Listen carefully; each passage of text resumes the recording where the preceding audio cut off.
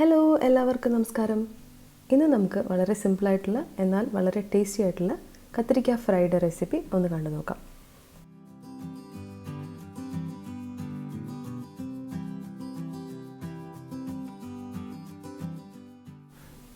ഈ ഫ്രൈ റെസിപ്പിക്കായിട്ട് നിങ്ങൾക്ക് വലിയ കത്തിരിക്ക ഉപയോഗിക്കാം, ചെറുതും ഉപയോഗിക്കാം. ഞാൻ എടുത്തിരിക്കുന്നത് വലുതാണ്. നമുക്ക് ആദ്യം ഒരു മസാല പേസ്റ്റ് പ്രിപ്പയർ ചെയ്യാം. അതിനായിട്ട് ഞാൻ 1/4 ടീസ്പൂൺ മഞ്ഞൾപ്പൊടി,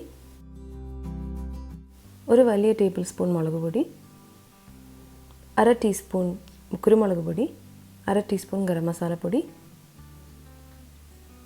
ആവശ്യത്തിന് ഉപ്പ്, ഒരു വലിയ ടേബിൾ സ്പൂൺ 1.5 ടേബിൾ സ്പൂൺ അരിപ്പൊടി, 1/2 ടീസ്പൂൺ ഇഞ്ചി വെളുത്തുള്ളി പേസ്റ്റ്. ഇത്രയും ചേർത്ത ശേഷം ആവശ്യത്തിന് വെള്ളം ചേർത്ത് ഒരു കട്ടിയുള്ള പേസ്റ്റായിട്ട് മിക്സ് ചെയ്തെടുക്കുകയാണ്. അരിപ്പൊടി നമുക്കിതൊരു ബൈൻഡിങ് കിട്ടാൻ വേണ്ടിയിട്ടാണ് നമ്മൾ ചേർക്കുന്നത്. ഇതെല്ലാം നന്നായിട്ടൊന്ന് മിക്സ് ചെയ്യാം.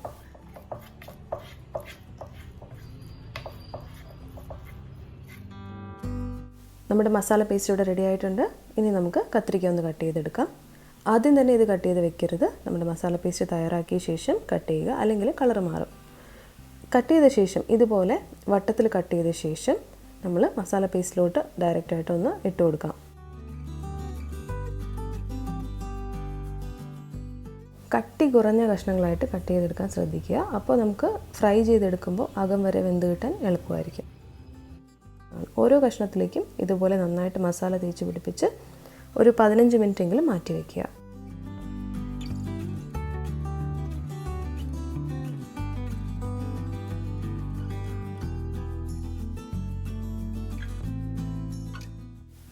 കത്തിരിക്ക കഷ്ണങ്ങൾ നന്നായിട്ട് മസാല പിടിച്ചിരിപ്പുണ്ട്. ഞാനൊരു അരമണിക്കൂർ മാറ്റി വെച്ചിട്ടുണ്ടായിരുന്നു. ഇനി ഇതുപോലെ ഒരു പാനിലേക്ക് ഒരു 2 ടേബിൾ സ്പൂൺ എണ്ണ ഒഴിച്ച് കൊടുത്ത ശേഷം എണ്ണ ചൂടായി വരുമ്പോൾ കഷ്ണങ്ങൾ ഇതുപോലെ അടുക്കി വെച്ച് കൊടുക്കാം. എന്നിട്ട് ചെറിയ ഫ്ലെയിമിൽ നമുക്ക് നന്നായിട്ട് ഫ്രൈ ചെയ്തെടുക്കാം.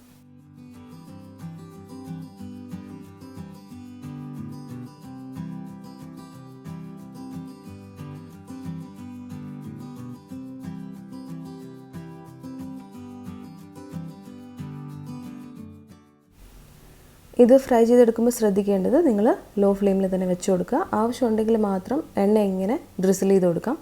അല്ലാണ്ട് നമ്മൾ ഒരുപാട് എണ്ണയിൽ ഡീപ്പ് ഫ്രൈ ചെയ്യേണ്ട ആവശ്യമില്ല.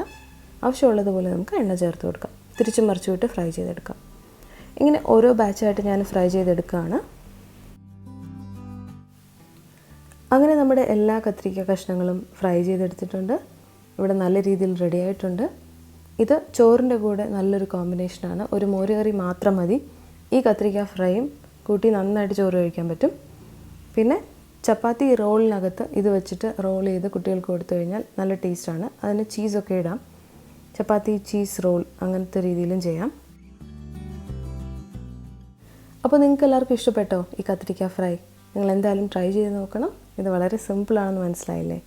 അപ്പോൾ പെട്ടെന്നൊരു സൈഡ് ഡിഷായി നമുക്ക് പെട്ടെന്ന് റെഡിയാക്കി എടുക്കുകയും ചെയ്യാം. അപ്പോൾ നിങ്ങൾ എൻ്റെ ചാനൽ ആദ്യമായിട്ടാണ് കാണുന്നത്, അല്ലെങ്കിൽ ഇതുവരെ സബ്സ്ക്രൈബ് ചെയ്തിട്ടില്ല എന്നുണ്ടെങ്കിൽ ഒന്ന് ദയവായി സബ്സ്ക്രൈബ് ചെയ്യുക, സപ്പോർട്ട് ചെയ്യുക. മറ്റൊരു എപ്പിസോഡിൽ കാണുന്നവരെ ബൈ.